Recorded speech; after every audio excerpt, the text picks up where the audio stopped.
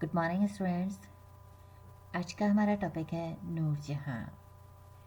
मुगल राजनीति में नूरजहां जुंटा की भूमिका। जुंटा से यहाँ अभिप्राय नूरजहां के दल या नूरजहां के गुट से है। जहांगीर के इतिहास में सबसे महत्वपूर्ण घटना जहांगीर का नूरजहां के साथ विवाह है। विवाह के पश्चात नूरजहां मुगल साम्राज्य में सबसे अधिक शक्तिशाली और प्रभावशाली बनी। नूरजहां के बचपन का नाम मेहरुनिसा था। वह मिर्जा गयास बेग की पुत्री थी जो फारस से अकबर के शासनकाल में भारत आया। भारत में गयास बेग ने अकबर की सेवा में नौकरी की। मेहरुनिसा का विवाह 1594 में अली कुली बेग के साथ संपन्न हुआ, लेकिन बाद में अली कुली बेग का वध कर दिया गया और मई 1611 में जहांगीर ने मेहरुनिसा से विवाह कर लिया। विवाह के पश्चात उसे नूर महल की उपाधि दी गई, जो बाद में नूरजहां में परिवर्तित हो गई। विवाह के समय जहांगीर की आयु लगभग 42 वर्ष और नूरजहां की आयु लगभग 34 वर्ष थी। नूरजहां शिक्षित और तीक्ष्ण बुद्धि की स्त्री थी। कविता, संगीत और चित्रकला में उसकी खास रुचि थी। वस्त्र, श्रृंगार और आभूषणों का उसे विशेष शौक था। वह अत्यंत समाज प्रिय और उदार हृदय की महिला थी। अनाथ लड़कियों के विवाह का खर्च वहन करने तथा प्रतिदिन प्रचुर मात्रा में दान का उसने नियम बना रखा था। वह अत्यंत सुंदर थी। वह वीर और धैर्यनिष्ठ भी थी और आवेश में आकर अपना संतुलन नहीं बिगाड़ती थी। शासन में उसकी खास रुचि थी और समस्या का हल निकालने की उसमें असाधारण कुशलता थी। वह धार्मिक, सदाचारी और चरित्रवान भी थी और अत्यंत महत्वाकांक्षी महिला थी। अतः सम्राट जहांगीर के अपने प्रति विशेष लगाव का लाभ उठाकर उसने राजकीय मामलों में हाथ बटाना शुरू किया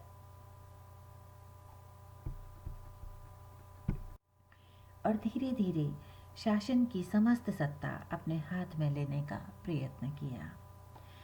शासन में उसका प्रभाव दिन प्रतिदिन बढ़ता चला गया। स्त्रियों को दी जाने वाली जागीर और सरदारों को दी जाने वाली उपाधियों पर नूरजहां की मोहर अनिवार्य हो गई। उसने जहांगीर के साथ झरोखा दर्शन में भाग लेना आरंभ कर दिया और किन्हीं किन्हीं सिक्कों पर उसका नाम खुदवाया जाने लगा। अपने विवाह के कुछ वर्षों के भीतर ही नूरजहां ने शासन पर अपना पूर्ण अधिकार स्थापित कर लिया और जहांगीर केवल नाम का शासक रह गया। शीघ्र ही उसने अपना एक दल संगठित कर लिया और राज्य की बागडोर अपने हाथ में ले ली।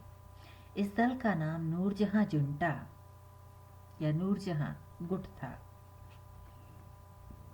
इस गुट में स्वयं नूरजहां, उसका पिता एतमादुल्ला, उसका भाई आशफ खां और शहजादा खुर्रम शामिल था। नूरजहां की माता असमत बेगम भी एक सुशिक्षित और संतुलित विचारों की महिला थी और उसकी प्रधान परामर्शदात्री भी थी। 1612 में नूरजहां के भाई आसफ खां की पुत्री अंजुमन बानो बेगम का खुर्रम के साथ विवाह हो गया।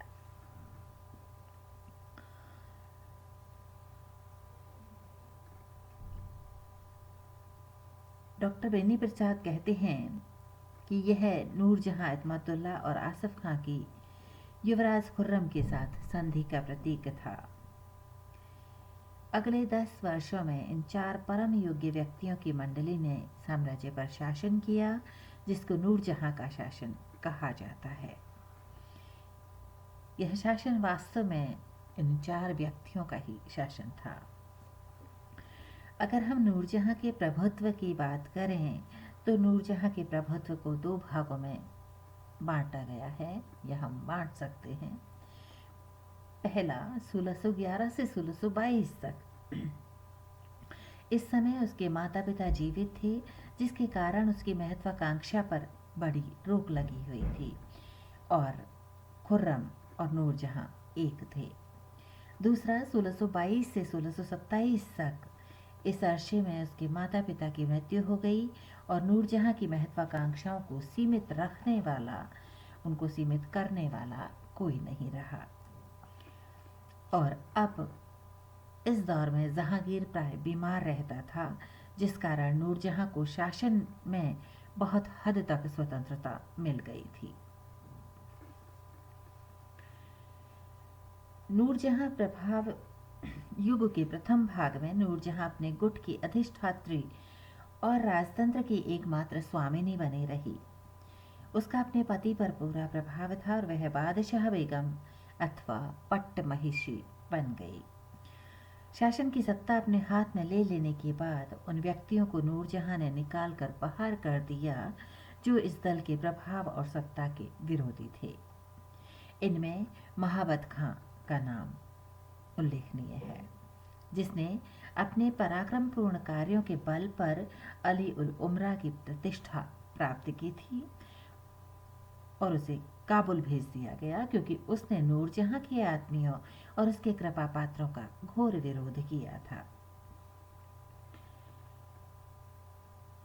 उसने एक बार कहा था कि सारे संसार को इस बात का आश्चर्य है कि जहांगीर जैसे बुद्धिमान और समझदार सम्राट एक स्त्री के वश में इतने क्यों हैं।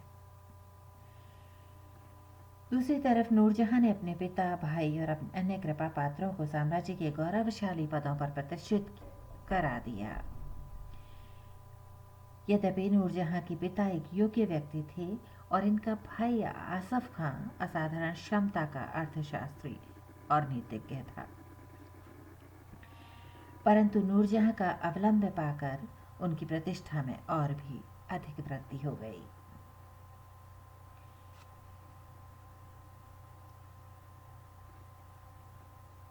एक ही साम्राज्य में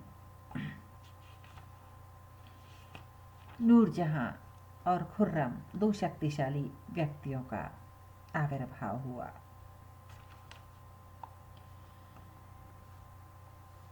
नूरजहां ने अपने प्रभाव के दूसरे भाग में 1622 से 1627 में अधिक स्वच्छंद होकर कार्य किया, क्योंकि 1621 ईस्वी में उसकी माता असमत बेगम की मृत्यु हो गई और 1622 में ही उसके पिता एतमादुल्लाह की मृत्यु हो गई और उस पर नियंत्रण रखने वाला अब कोई नहीं रहा। उसकी महत्वाकांक्षाएं असीमित हो गई और अब बादशाह जहांगीर अक्सर बीमार रहता था। वह अपने शासन के कार्यों में भाग नहीं ले पाता था, अतः वह सभी ओर से मुक्त हो गई।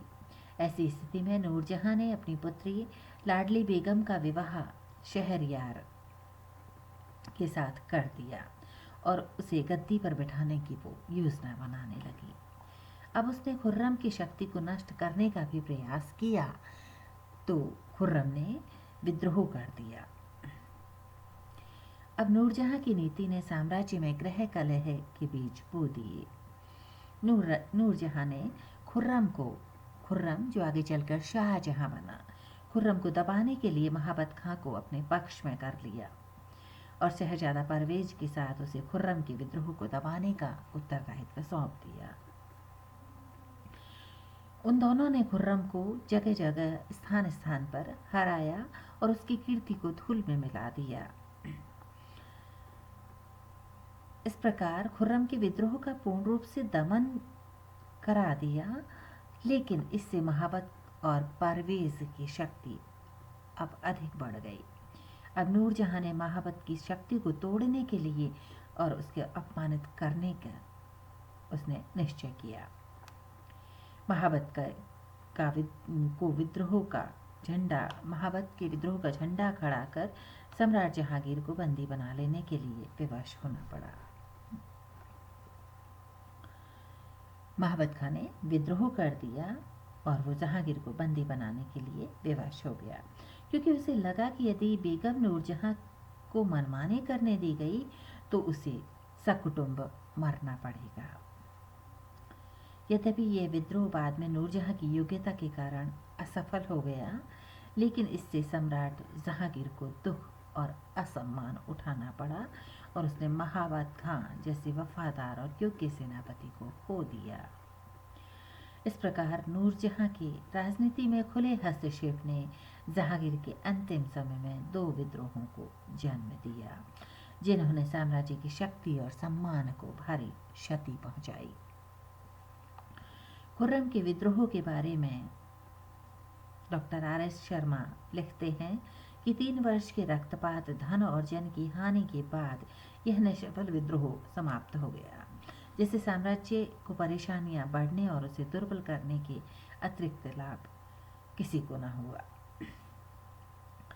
यदि नूरजहां शासन शक्ति को अपने हाथ में रखने के उद्देश्य से शहरयार को सिंहासन आरूढ़ करने के लिए तत्पर न होती तो संभवतः खुर्रम विद्रोह के लिए भी तैयार न होता और महाबत खां के विद्रोह का तो प्रश्न ही नहीं उठता।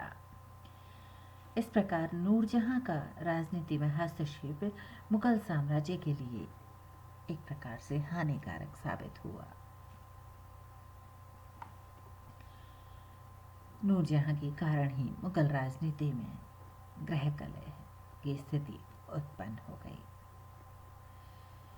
हालांकि एक स्त्री के रूप में वो बहुत महत्वाकांक्षी थी और मुगल राजनीति में उसका प्रभाव उल्लेखनीय रहा है।